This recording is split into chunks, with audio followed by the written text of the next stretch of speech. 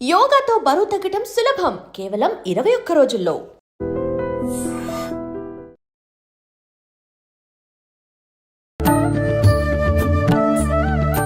నమస్కారం, welcome to I dream. ధర్మ మార్గం కార్యక్రమానికి స్వాగతం. నేను మీ విజిత. ప్రస్తుతం మనతో పాటు ఉన్నారు ప్రముఖ జ్యోతిష్య వాస్తు పండితులు అన్నవరపు తిరుపతి మూర్తి అవధాని గారు. ఇప్పుడు వారితో మాట్లాడదాం. నమస్కారం గురుగారు. ఓం శ్రీ మహాగణాధిపతయే నమః. గురుగారు, దీపావళి రాబోతుంది. దీపావళి అనగానే చాలా ఘనంగా జరుపుకుంటారు.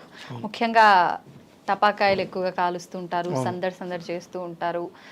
లక్ష్మీ అమ్మవారి పూజ కూడా, దరిద్రం ఎక్కడో ప్రపంచంలో దరిద్రం మొత్తం కూడా మనకే రావాలని చెప్పి లక్ష్మీ అమ్మవారి పూజ చేసుకుంటున్న తర్వాత అమ్మవారి పూజ చేస్తే అక్కడ పుణ్యం వస్తుందో, మనకు పాపము దరిద్రం నెత్తి మీద తగలాడాలి కదా అని చెప్పి లక్ష్మీ అవుట్లు ప్రత్యేకంగా కలుస్తుంటాం కదా. అదే దీపావళి మీరు అనేది. అదే అండి. అయితే గురువుగారు, లక్ష్మీ అమ్మవారి పూజకి ఎక్కువ ప్రాధాన్యత ఉంటుంది. మామూలుగా మిగతా పండుగలు జరుపుకున్నా జరుపుకోకపోయినా ప్రతి ఒక్క చిన్న వ్యాపారి దగ్గర నుంచి కూడా ఆ రోజు సాయంత్రం చాలా చక్కగా అలంకరించుకొని గుమ్మడికాయలు అని చెప్పి జీవితంలో బాగుపడిపోయి పైకి ఎదుగుతామని ఒక భయంతో మీరు చెప్పింది మీరు చెప్పండి అమ్మా, పర్లేదు. అసలు నిజంగా దీపావళి అంటే ఏం చేయాలి? ఇప్పుడు మనం చేస్తున్న ఈ ప్రాసెస్ అంతా కూడా కరెక్టేనా? ఏ రకంగా జరుపుకోవాలి? నియమాలు ఏమైనా పాటించాలా? పండుగలు అనగానే మంచిగా నచ్చినవి వండుకొని తినడము, ఇలా రకరకాలుగా, అంటే ఎవరి ప్రాంతాన్ని బట్టి వాళ్ళ ఆచారాన్ని బట్టి జరుపుకోవడం ఇలా ఉంటుంది. అసలు మామూలుగా శాస్త్ర ప్రకారంగా ఈ పండుగని ఏ రకంగా జరుపుకోవాలి? తప్పకుండా దీపావళి అని అంటే అసలు ఎందుకు వచ్చిందో కూడా మనం తెలుసుకోవాలి. అసలు దీపావళి అంటే ఏంటి అనేటువంటిది కూడా తెలుసుకోవాలి. దీపావళితోటి పట్టినటువంటి అశౌచం అంటే మైల తొలగిపోయింది అనేటువంటిది ఒక విధానం. మనం వెనక్కి వెళ్ళినట్లయితే కొన్ని సంవత్సరాలు, కొన్ని యుగాలు, నరకాసురుడు, ఇప్పుడు ప్రతి ఇంట్లో ఉంటున్నారు, అది వేరే విషయం. అప్పుడు ఒకడే ఉండేవాడు పాపం, నరకాసురుడు అని. అతను ఉండగా ఎక్కడా కూడా భగవంతుని ఎవరు కూడా ధ్యానం చేసేవారు కాదు. ప్రతి ఇల్లు కూడా ఒక శ్మశానం లాగా ఉండేదమ్మా. అంటే ఇంటి ముందు ముగ్గు కానీ ఇంట్లో దీపం కానీ ఉండేవి కాదు. ఎక్కడ పండగని ఏదొచ్చినా కొత్త బట్టలు కట్టుకోవాలి అవన్నీ ఉండేవి కాదు. వాడు పెట్టింది తింటాం, అంటే అంతా ఆయన చెప్పినట్టే నడవడమా? ఓకే. ఒక చాలా దీనమైనటువంటి జీవితం అనమాట. ఎక్కడ ఏం మాట్లాడితే ఎవరిని చంపేస్తాడో తెలియదు స్థితి వాళ్ళది. అటువంటి స్థితి అనుభవిస్తూ నిరంతరము కూడా శ్మశాన జీవం, శ్మశానంలో జీవించినట్టే అలా ఉండేది. కళాకాంతి లేకుండా ప్రేత కళ అంటారు, అలా ఉండేటువంటి ప్రతి ఒక్క గృహము కూడా అప్పట్లో. ఏదో ఎప్పుడైతే కనుక నరక చతుర్దశి అనేటువంటి రోజు నాడు నరకాసురుడు వధ జరిగిందో ఆ రోజు మాకు పట్టిన పీడ విరగడైపోయింది అని ఆ గ్రామంలో ఉన్న వారందరూ కూడా తలస్నానం చేశారు. ఎవరు తలస్నానం ఎప్పుడు చేస్తారు? ఇంట్లో ఎవరైనా చనిపోతే తలస్నానం చేస్తారు. నరకాసురుడు చనిపోయాడు కాబట్టి మా అందరికీ పట్టిన పీడ ఈ రోజుతో మాకు విరగడైపోయింది అని చెప్పి తలస్నానం చేసి అందరూ కూడా ఇల్లు మొత్తం నీట్గా బాగు చేసుకున్నారు. ఇంట్లో బూజులు దులుపుకొని అక్కర్లేనివన్నీ బయట పడేసేసి మొత్తం ఇల్లు మొత్తం నీట్గా బాగు చేసుకొని గోమూత్రము పసుపు నెలతో ఇల్లంతా శుద్ధి చేసుకొని ఆ రోజు సాయంత్రం, నరక చతుర్దశి రోజు సాయంత్రం అమ్మవారిని అర్చించుకోవడం మొదలుపెట్టారు. ఇంట్లో దీపం వెలిగించారు. ఆ రోజు అప్పటి వరకు దీపారాధన కూడా లేదు. అదే అంటున్నా, ఇంటి ముందు ముగ్గు లేదు, ఇంట్లో దీపం లేదు అప్పటి వరకు కూడా. అతను చనిపోయిన తర్వాత ముగ్గు వచ్చింది, ఇంట్లో దీపం వెలిగింది. ఆ దీపం వెలిగించుకొని అక్కడి నుంచి కూడా వృష్టి అనేటువంటిది అద్భుతంగా ఉండాలి, ప్రతిది కూడా పెరగాలి, అందరూ బాగుండాలన్న ఒక ఉద్దేశ్యంతో తేనె తోక మిరియాలు తీసుకొని అమ్మవారికి ఆరాధన చేసుకునే ప్రక్రియ ఇది. ఒకటి తేనె, తోక మిరియాలు, తర్వాత మనకు ఇలాచి. తోక మిరియాలు అంటే మనం మామూలుగా వాడే మిరియాలు వేరు, తోక మిరియాలు వేరమ్మా. తోక మిరియాలు, ఇలాచి, తర్వాత విప్ప పువ్వు, తామర గింజలు. మనకు తామర పూలు ఉంటుంటే దాని నుంచి కాస్త పెద్ద పెద్ద పూల నుంచి వస్తాయి విశేషంగా తామర గింజలు, మిరియాలు. ఇలా ఒక 8 రకాల ద్రవ్యాలని తెచ్చుకొని ఇంట్లో ఉంచుకునేవారు. ఉంచుకునేది నరక చతుర్దశి మధ్యాహ్నానికి ఇంట్లో ఉంచుకొని సాయంత్రము తేనెను తోక మిరియాలు రెండు ఒక బాక్సులో వేసుకొని ఒక చిన్న డబ్బాలో అమ్మవారి ముందు పెట్టి అర్చన చేసి తేనె విప్ప పువ్వు నివేదన పెట్టేవారు. పెట్టేసి ఆ రోజు నమస్కారం చేసుకొని మర్నాడు అమావాస్య రోజు నాడు మిగిలిన విధానం అంతా కూడా అమ్మవారికి ఏది ఆరాధన చేసుకోవాలి, ఎలా చేసుకోవాలి ఏంటి విషయం చక్కగా చేసుకుంటూ వచ్చేవారు. అంటే అసలు దీపావళి అనగానే మన వాళ్ళు ఏం చేస్తున్నారు, ఇక 1-2 దీపాలు లేదంటే ఒక 20-30 దీపాలు పెట్టేసేసి టపాకాయలు కాల్చి మొత్తం ఎన్ని రకాల చేయాలి అన్ని రకాల చేసుకుంటూ వస్తున్నారు. కానీ దీపావళి అంటే అక్కడ ఆ నరకాసురుడు ఉన్నంతకాలము కూడా వాళ్ళకి రాత్రి అయితే చీకటే. పౌర్ణమి వెన్నెలు వస్తే ఆ వెన్నెలు వాళ్ళకి, లేదంటే చీకట్లో గడపడమే, అంటే దీపాల వెలుగులు లేవు, ఉండేది కాదు.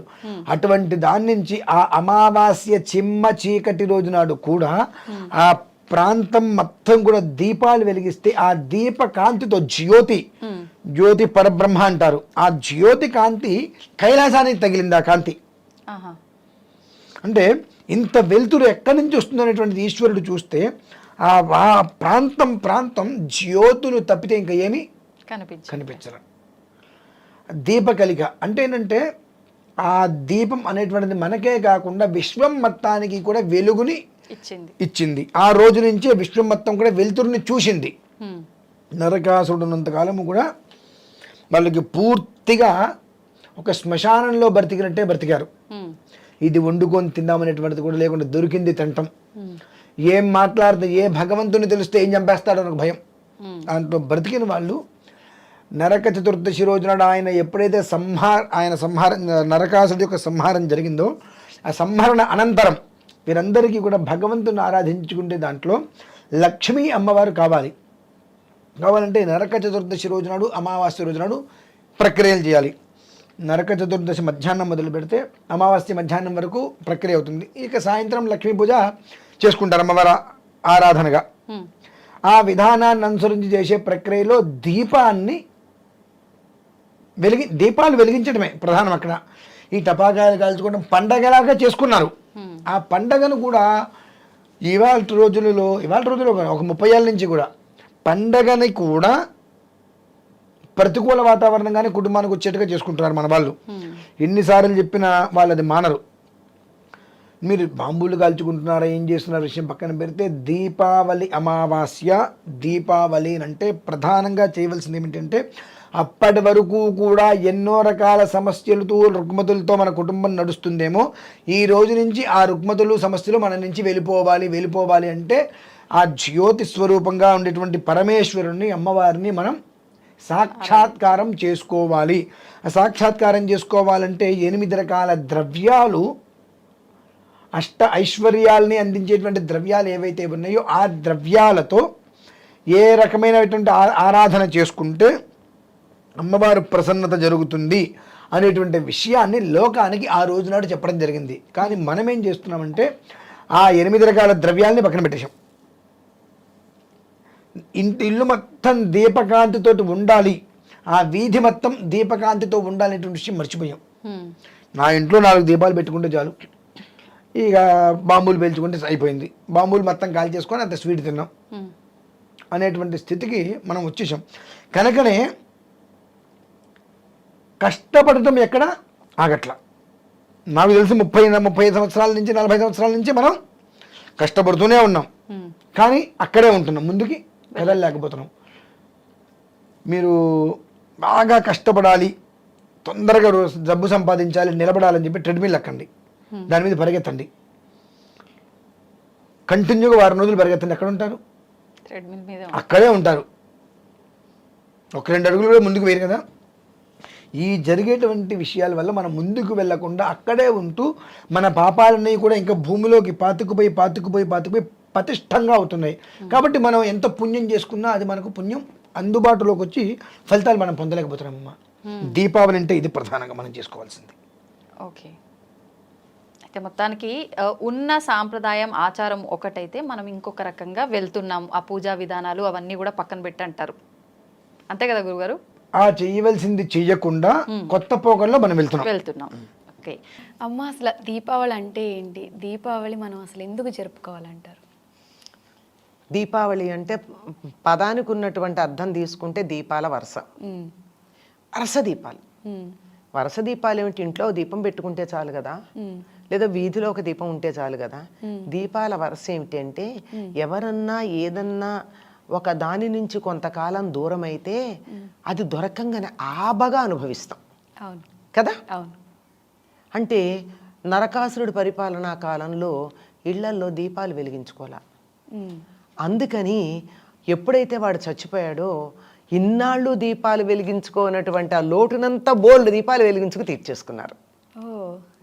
ఇది కృతయుగం ద్వాపరయుగంలో జరిగినటువంటి సంఘటన.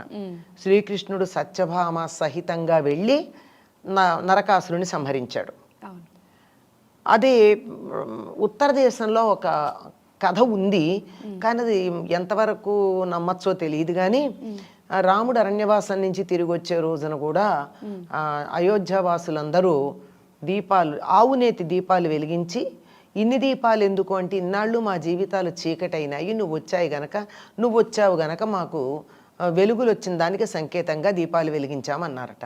కానీ దీపావళి నాటికి రావణ సంహారం చేయలేదు రాముడు. కొన్ని ఇతివృత్తాలు అలా ఉన్నాయి ఉత్తర దేశంలో, అలాంటివి రావణాసురుని కాల్చటాలు అవన్నీ మనకు కనపడుతూనే ఉంటాయి. కానీ నిజంగా వాల్మీకి రామాయణం అనుసరించి అప్పుడు కాదు.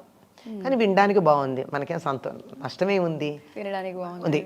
ఏదైనా దీపాలు వెలిగించుకోవడం అన్నది చాలా ప్రధానమైంది. సాధారణంగా మనందరికీ కూడా అమావాస్య అంటే అది శుభప్రదం కాదు అని ఒక దురభిప్రాయం ఉంది. కానీ ఈనాడు లోకంలో చాలా శుభకార్యాలు జరిగాయి అమావాస్య నాడు. ఇదే దీపావళి అమావాస్య నాడు.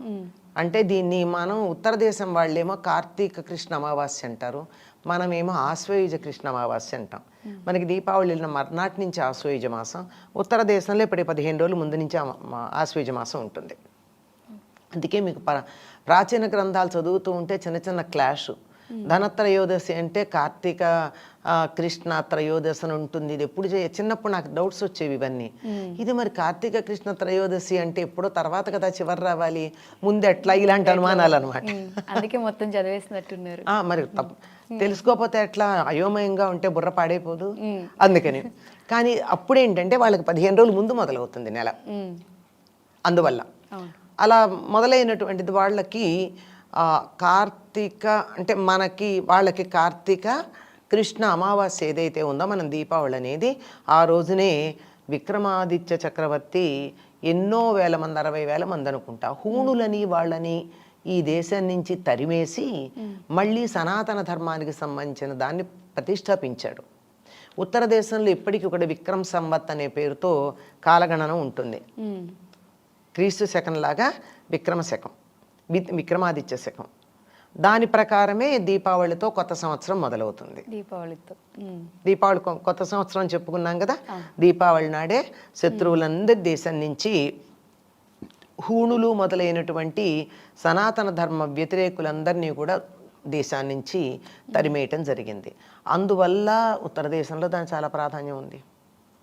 అలాగే ఈనాడే లక్ష్మీదేవి పాలసముద్రంలో నుంచి ఆవిర్భవించటం వల్ల, దుర్వాసుడి శాపం వల్ల వైభవం కోల్పోయినటువంటి ఇంద్రుడికి ఈనాడు మళ్ళీ వైభవం తిరిగి లభించింది. ఎందుకంటే నాకు మళ్ళీ ఎప్పుడు లభిస్తుంది అని అడిగితే, లక్ష్మీదేవి విష్ణువుని చేపట్టిన రోజున మాత్రమే నీకు వైభవం వస్తుంది. అప్పటిదాకా నువ్వు కాంతిహీనుడివై శోభపోయి చేసిన అపరాధానికి శిక్షగా దుర్వాసుడు శపించాడు. కనుక లక్ష్మీదేవి ఆవిర్భవించి విష్ణువుని చేపట్టినటువంటి రోజు గనక ఈనాటితో దేవతలు దేవలోకంలో దీపావళి చేసుకుంటారు, దీపాలు వెలిగించుకుని. ఏదో త్రేతాయుగం గురించి కూడా అనుకున్నాం. ద్వాపరయుగం కథ నిన్న మొన్న జరిగింది, మనకి తెలుసు 5,000 సంవత్సరాల క్రితం జరిగింది. ఆ తర్వాత కాలంలో జరిగింది విక్రమాదిత్యుడికి సంబంధించింది. సిక్కులు కూడా ఎందుకు చేసుకుంటారంటే, హర్గోవింద్ సింగ్ అనుకుంటా సిక్కుల గురువు, అతన్ని ఔరంగజేబు ఒక మహమ్మదీయ రాజు చెరసాల్లో పెడితే తర్వాత వదులుతానన్నాడు. అంటే నన్నొక్కడిని కాదు, నా అనుయాయులందరినీ కూడా నువ్వు వదిలిపెడితేనే నేను చెరసాల్లోంచి బయటకు వస్తాను అని చెప్పి ఆయన బయటికి రావడానికి ఇష్టపడలా. దాంతో ఆగి ఈ కార్తీక అమావాస్య నాడు మనం దీపావళి జరుపుకునే రోజున ఆయన శిష్యులతో సహా, అనుయాయులతో సహా విడుదల చేయడం జరిగింది. అందుకని త్యాగానికి సంకేతంగా సిక్కులందరూ దీపావళి చేసుకుంటారు. ఇట్లా ఒక్కొక్కళ్ళు ఒక్కొక్క కారణంగా యావత్ ప్రపంచంలోనూ అన్ని దేశాల్లో కూడా ఉందమ్మా, ఏదో ఒక కారణం ఉంది. వాళ్ళ వాళ్ళ కారణాలు వేరువేరుగా ఉన్నాయి, కానీ అందరూ దీపావళి పండుగ చేసుకోవడం అన్నది ఉన్నది. దీపం ఏమిటి అంటే వెలుగుకి సంకేతం, జ్ఞానానికి సంకేతం. అజ్ఞానం, దుఃఖం, బాధ, అవిద్య, విచారం, అనారోగ్యం ఇలాంటి చీకట్ల నుంచి భిన్నమైనటువంటి సంతోషం, ఆనందం, ఆరోగ్యం, జ్ఞానం, విద్య మొదలైనటువంటి వెలుగులమయమైన లోకం మనకు కావాలి అనేటటువంటి దానికి మన ఆశలకి సంకేతం ఈ దీపాలు వెలిగించుకొని చేసుకునేటటువంటి దీపావళి. అమ్మ, దీపావళి అనగానే పిల్లలందరికీ ఒక పెద్ద ఇష్టమైన పండుగ అని మనం చెప్పుకుంటాము. దీపావళి ఎప్పుడెప్పుడు వస్తుందా అని వెయిట్ చేస్తూ ఉంటారు చాలామంది. ఇప్పుడు ఏంటంటే పటాసులు కాల్చకూడదు, పొల్యూషన్ ఎక్కువైంది అని చాలా ఆపేస్తూ ఉన్నారు. అసలు ఈ పటాసులు కాల్చడం అనేది పురాణాల నుంచి ఉందా? పురాణ కాలాల్లో కూడా వాళ్ళు ప్రత్యేకంగా మనం ఇప్పుడున్నటువంటి రసాయనాలతో కూడి వాతావరణాన్ని ధ్వంసం చేసేటటువంటి టపాకాయలు కాల్చే పద్ధతి ఏం లేదు. అక్కడ వాయిద్యాలు మోగించటము, ధూపాలు వేయడము, దీపాలు వెలిగించటము, చక్కగా బాణసంచా కాల్చటం అనే బాణసంచా అంటారు. బాణసంచా అంటే ఏంటంటే బాణం ఇలా వేస్తారు, ఆ బాణం వేస్తే అది అక్కడెక్కడ వెలుగుతుంది, అంటే తారాజు వల్ల లాంటివి అనమాట. బాణం ఉంది కదా అందులో, అలాంటివి ఉన్నాయి. అందువల్ల వాటిల్లో ఏమిటంటే వాళ్ళు వేసేటటువంటివి వాతావరణానికి అనుకూలంగా ఉండేవి వేశారు. అందులో కొంత సూర్యకారం అంటారంటే ఫాస్ఫరస్ ఏమో ఫాస్ఫరస్, సల్ఫర్ గంధకం, ఫాస్ఫరస్ సూర్యకారం, ఇవి ఆ రెండింటి యొక్క కలయిక వల్ల వచ్చేటటువంటివి వాతావరణంలో ఉన్న క్రిములను పోగొడతాయి. అందుకని వాటితో కూడుకున్నటువంటి వాటిని మాత్రమే వాడేవారు. అందువల్ల పెద్దగా వాతావరణంలో వానలు తగ్గి వరి పొలాలలో కోతలు కోసి అక్కడ ఉన్న దోమలు, అసలు వరికొచ్చే ఒకనొక తెగులు పేరు తెలుసమ్మా, దోమకాటు అని. అంటే దోమలు విపరీతంగా ఉంటాయి వరి పొలాల్లో. ఎప్పుడైతే అవన్నీ వరి కోసేస్తారో అవన్నీ ఊళ్ళ మీదకి వచ్చేస్తాయి. ఈ వచ్చినటువంటి వాటన్నిటినీ పోగొట్టే పద్ధతి ఇది. ఇది ఎలా ఉండేదంటే మా చిన్నతనంలో కూడా మేము చూసాం. మాకు పాలేళ్ళు ఉంటారు కదా రైతుల ఇళ్లల్లో, ఈ పాలేళ్ళు తాటి మట్టల మధ్య ఒక పూల పొట్లం అని తయారు చేసేవారు. పేరు పూల పొట్లం. అంటే అదేముందంటే తాటి గిలకలు అంటారు. గిలకలంటే తాడి చెట్టులో మగ చెట్టుకు వచ్చేటటువంటి ఇన్ఫ్లోరసెన్స్ కాడలు అవి, బాగుంటాయి అవి. ఇలా ఉంటే ఇంత పొడుగు. వాటిని తీసుకొచ్చి కాల్చి వాటితో చక్కని ఇది తయారు చేసేవారు, బొగ్గు. ఆ బొగ్గులో కొంచెం సూర్యకారం అది వేసి ఇట్లా ఇంకా కొన్ని ఏవో కలిపి ఇలా పొట్లం కట్టి తాటి మట్ట మధ్య ఇలా పెట్టి ఊరంతా తిప్పేవాళ్ళు. అంటే ఊరి పొలిమోరలంతా తిప్పారంటే బయట నుంచి ఏ రకమైనటువంటి క్రిములు రాకుండా, క్రిమి కీటకాలు రాకుండా ఉండేవి. మొత్తం అంతే అలాగే ఉండేవి. ఇళ్లల్లో కూడా చాలా హానికరం కానటువంటి వాటిని కాల్చుకునే పద్ధతి ఉండేది. అవి వెలిగించటం వల్ల వచ్చే ధూపం, గుగ్గిలం మొదలైనటువంటివి ఉంటాయి. వాటి వల్ల వాతావరణం పూర్తిగా ఏమీ పాడవదు, ఏదైనా చెడు ఉంటే పోతుంది. అయితే రాను పెద్ద శబ్దాలు కావాలి, అలాగే పెద్ద వెలుగు ఉండాలి, వాళ్ళకన్నా మాది ఎక్కువ ఉండాలి, మాకన్నా వీళ్ళది ఎక్కువ ఉండాలి, నీ తాపత్రయాలతో రసాయనాలను చేర్చి పెట్టడం మొదలుపెట్టారు.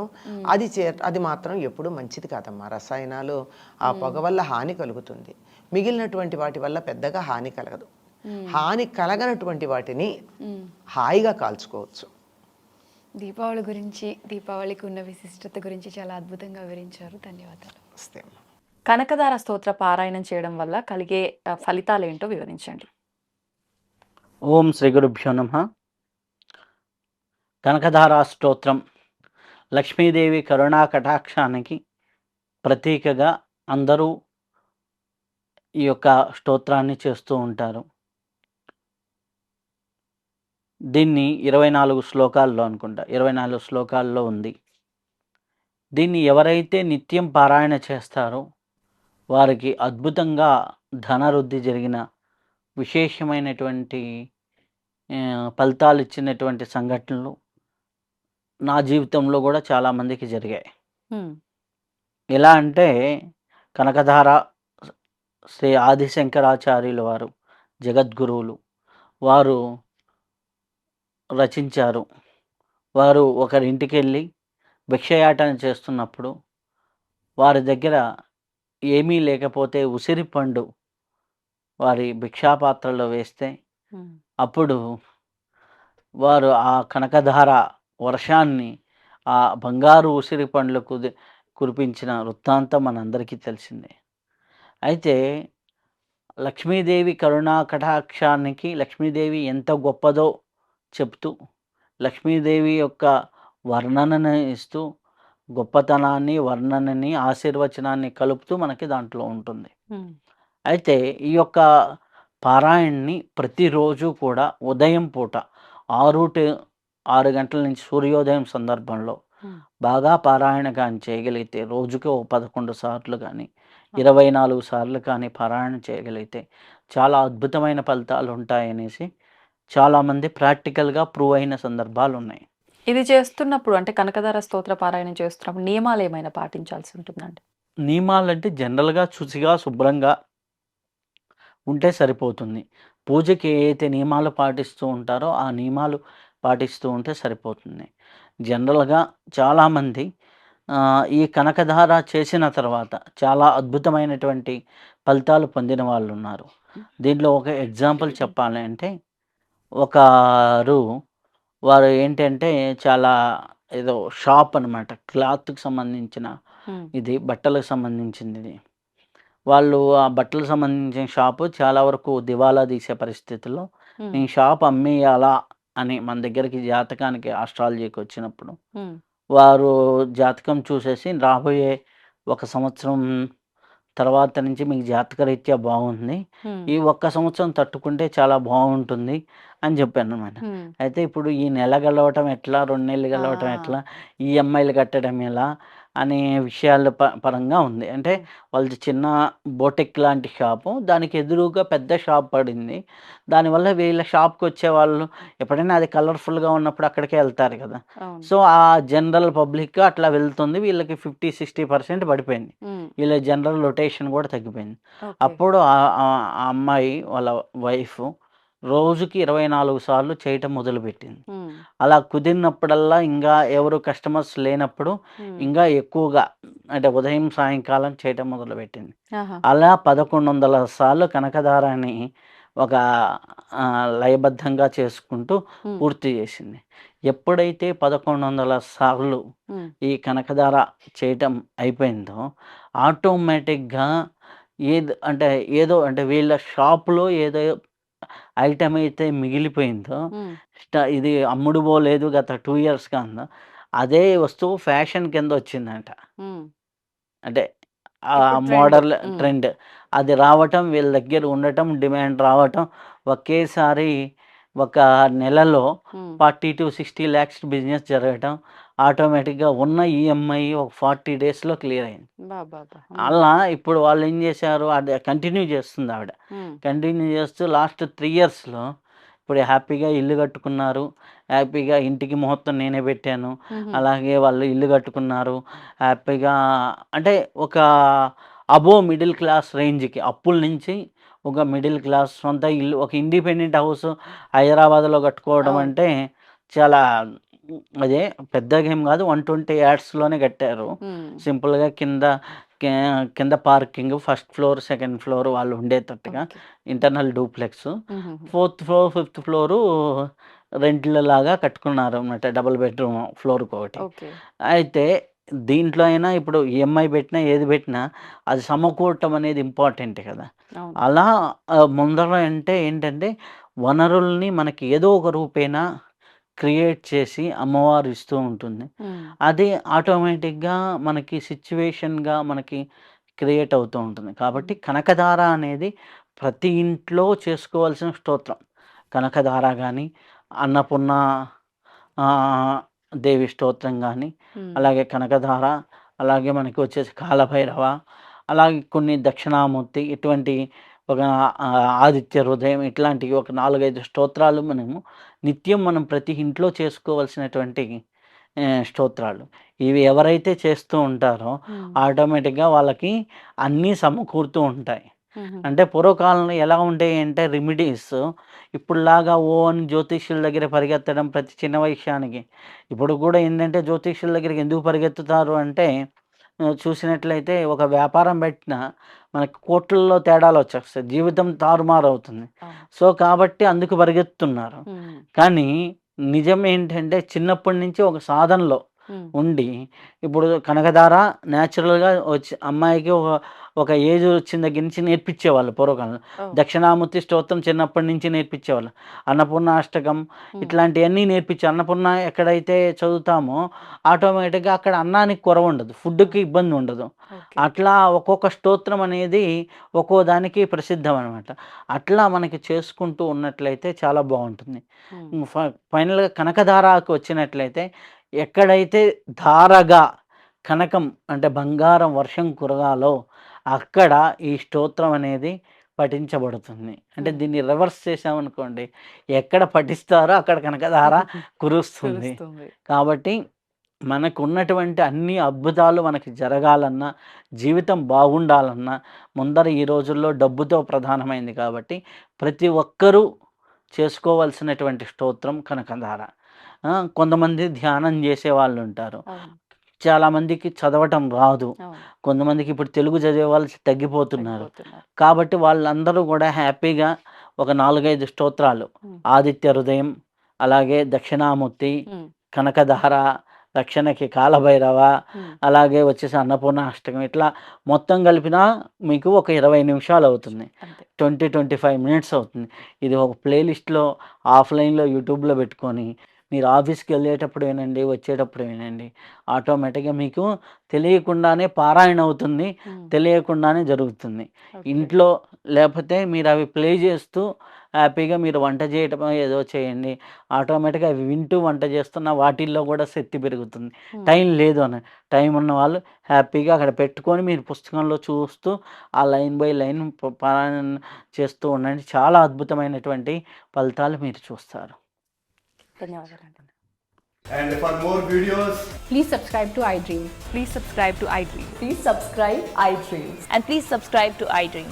For more videos, subscribe to iDream. please like, share, and subscribe to the channel. Congratulations, iDream. Subscribe to iDream. Subscribe to iDream. So subscribe to iDream Media.